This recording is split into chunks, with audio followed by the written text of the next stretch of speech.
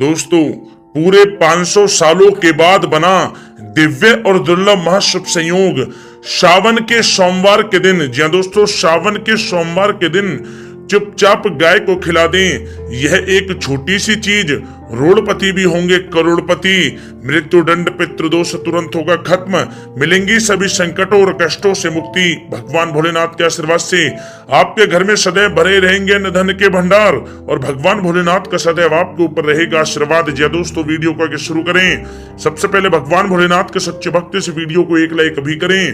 Comments box में जय भोलेनाथ अवश्य लिखें, जिससे भगवान भोलेनाथ का आशीर्वाद आपको सीधे प्राप्त हो सके। साथ ही साथ अगर आप हमारे इस चैनल पर नए हैं तो चैनल को सब्सक्राइब करके बेल आइकन को प्रेस करें, जिससे समय समय पर इसी प्रकार की महत्वपूर्ण ज्ञानवर्धक वीडियो आप लोगों तक पहुंच सके और ज्यादा से ज्यादा इस वीडियो को अपने दोस्तों में शेयर करें। दोस्तों, जैसा कि आप सभी लोग जानते ही हैं, हिंदू धर्म के अनुसार सावन के महीने को बेहद ही पवित्र माना जाता है।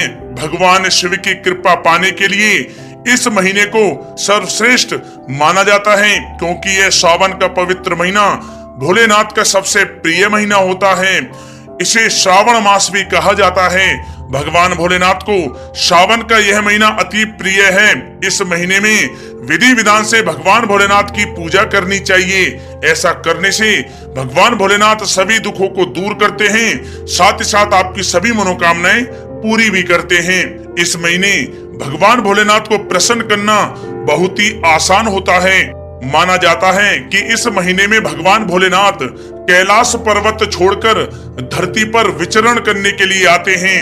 देवों के देव महादेव भगवान भोलेनाथ की सावन के महीने में बहुत ही श्रद्धा भाव से, बहुत ही प्रेम पूर्वक विशेष रूप से पूजा अर्चना करनी चाहिए। कहा जाता है कि सावन के इन पवित्र दिनों में शिवलिंग पर बेलव पत्र, धतूरा, चंदन, अक्षत, शमी पत्र आदि अनेक शुभ वस्तुएं चढ़ाने से भगवान भोलेनाथ जल्दी प्रसन्न होते हैं और भक्तों की समस्त मनोकामनाएं पूर्ण करते हैं। साथ ही साथ सावन के इस पवित्र महीने में हमें अपने मन में बिल्कुल भी किसी के प्रति गलत विचार नहीं लाने चाहिए, ईर्ष्या की भावना नहीं लानी चाहिए और ज्यादा से ज्यादा सावन मास के पवित्र दिनों में महामृत्युंजय मंत्र और भगवान भोलेनाथ के मंत्रों का विशेष रूप से जाप करते रहना चाहिए।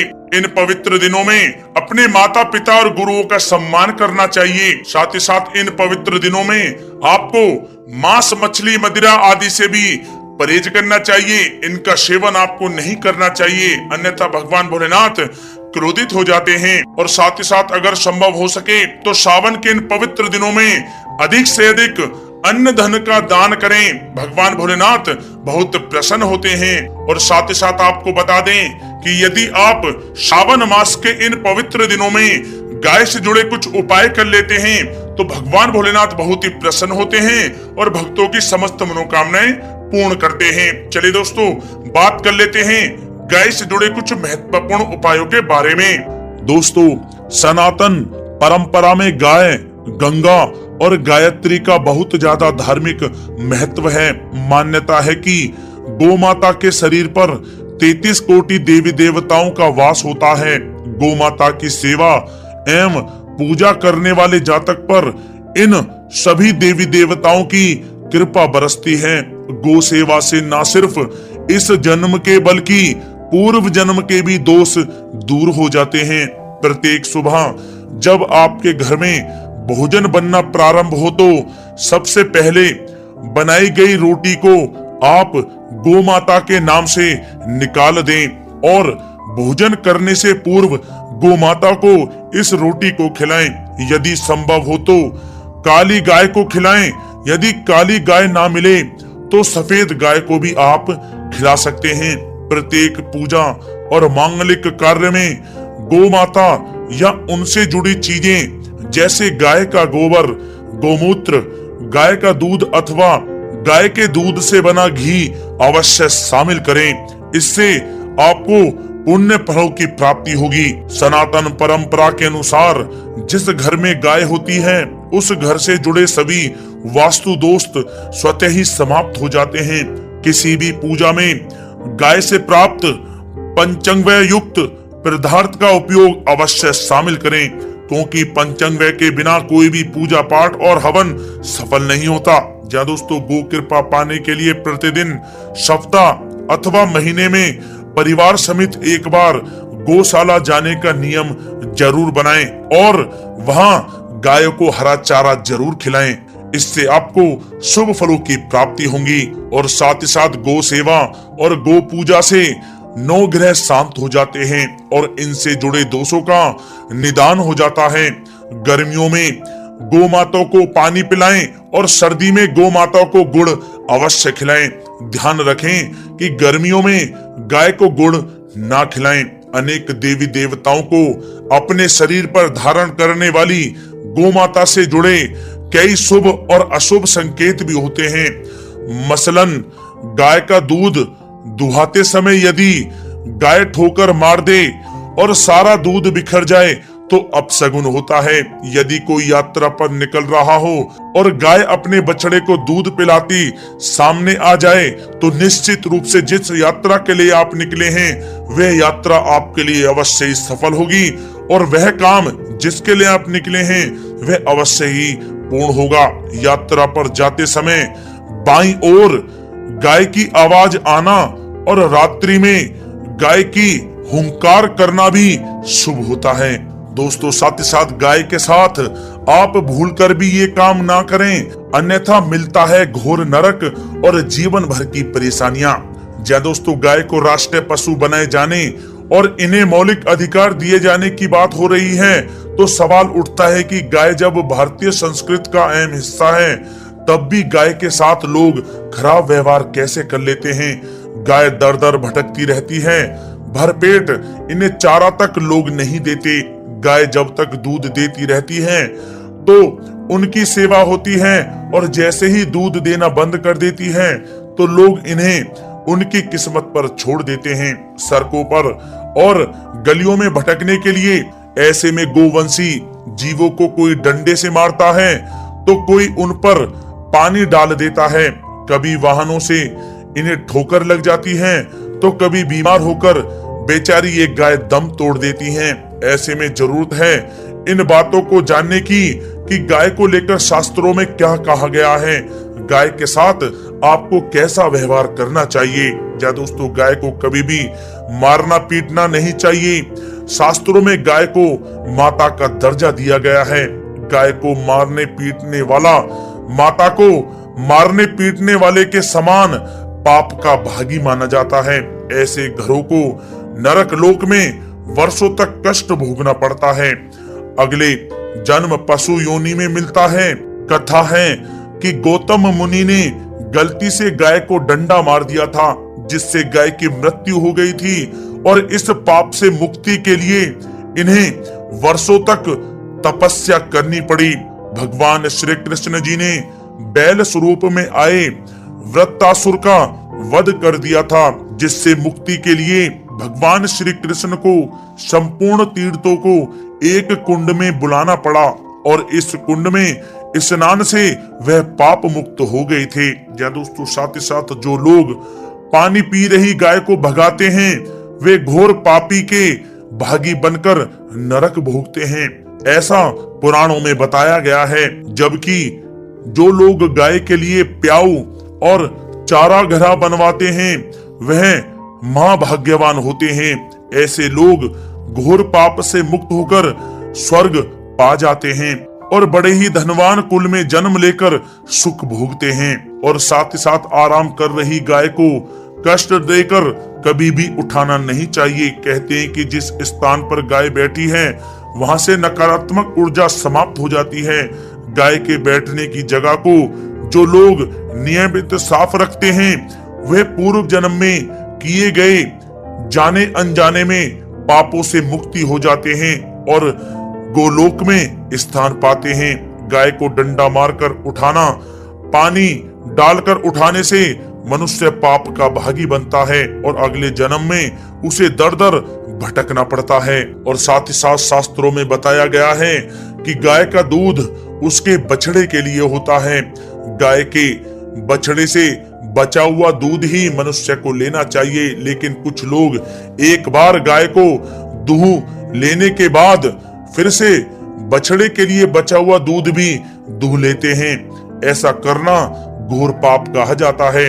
ऐसे दूध को दुहाने वाला और ग्रहण करने वाला दोनों ही पाप के भागी बन जाते हैं। दोस्तों, साथ ही साथ शास्त्रों में कहा गया है कि गोवंश यानी गाय और बैल के पीठ पर नहीं बैठना चाहिए। इनके पीठ पर बैठने से महापाप लगता है। ऐसे लोगों को नरक की यातना भोगनी पड़ती है। एकमात्र महादेव के अंश के उत्पन्न नंदी ही गोवंशी हैं, जिस पर स्वयं महादेव और महादेवी सवारी करती हैं, क्योंकि नंदी ने स्वयं अपनी इच्छा से महादेव की सवारी बनना स्वीकार किया था। और साथ ही साथ शास्त्रों में गाय के दान को बहुत ही महत्व दिया गया है, लेकिन ऐसी गाय का दान कभी नहीं करना चाहिए जो बूढ़ी और बीमार हो। कठोपनिषद में नचिकेता की कथा भी इस संदर्भ में है कि जिस नचिकेता ने पिता द्वारा बूढ़ी गाय को दान करने पर आपत्ति जताई थी, दूध देने वाली और बछड़े सहित जो लोग गाय का दान करते हैं वह महान पुण्य को प्राप्त करके स्वर्ग में स्थान पाते हैं। दोस्तों, साथ ही साथ सूर्य, चंद्र, मंगल या शुक्र की युति राहु से हो तो पितृ दोष होता है। यह भी मान्यता है कि सूर्य का संबंध पिता से एवं मंगल का संबंध रक्त से होने के कारण सूर्य यदि शनि, राहु या केतु के साथ स्थित हो या दृष्टि संबंधी हो तथा मंगल की युति राहु या केतु से हो तो पितृ दोष होता है। इस दोष से जीवन संघर्षमय बन जाता है। यदि पितृ दोष हो तो गाय को प्रतिदिन या किसी भी एकादशी को या किसी पूर्णिमा के दिन या अमावस्या को रोटी, गुड़, चारा आदि खिलाने से पितृदोष समाप्त हो जाता है। साथ ही साथ देसी गाय की पीठ पर जो ककुद कुबड़ होता है वह बृहस्पति गुरु हैं। अतः जन्म पत्री में यदि बृहस्पति अपनी नीच राशि मकर में हो या अशुभ स्थिति में हो तो देसी गाय के इस बृहस्पति भाग एवं शिवलिंग रूपी कुबड़ के दर्शन करने चाहिए। गुड़ तथा चने की दाल रखकर गाय को रोटी भी दें, इससे आपको शुभ फलों की प्राप्ति होगी। और साथ ही साथ यदि आप रास्ते में जा रहे हो और सामने से गौ माता आती हुई दिखाई दें तो गौ माता को आप अपनी दाहिनी ओर से जाने देना चाहिए। आपकी यात्रा अवश्य ही सफल होगी। और साथ ही साथ यह संकेत भी जान लें, यदि आप यात्रा पर जा रहे हैं और सामने आपके गाय पड़ जाए अथवा अपने बछड़े को दूध पिलाती हुई सामने गाय दिखाई दे जाए तो समझ जाना कि वह यात्रा आपके लिए अवश्य ही सफल होगी। और साथ ही साथ जिस घर में गाय होती है उसमें वास्तु दोष स्वतः ही समाप्त हो जाता है। और साथ ही साथ आपको बता दें कि गाय को आप जो भी रोटी बनाएं प्रतिदिन ताजी रोटी ही बनाएं। गाय को अगर आपने रोटी बनाई है तो कोशिश करें कि उस रोटी को आप तुरंत ही गाय को दे दें। अगर आप उस रोटी को रख देंगे और उस रोटी को अगले दिन देंगे तो वह रोटी बासी मानी जाएगी। गाय को कभी भी बासी रोटी ना दें, इससे घर में नकारात्मक ऊर्जा वास करती है और जो भी कार्य आपके बनने वाले होंगे वह कार्य भी आपके बिल्कुल भी नहीं बनेंगे।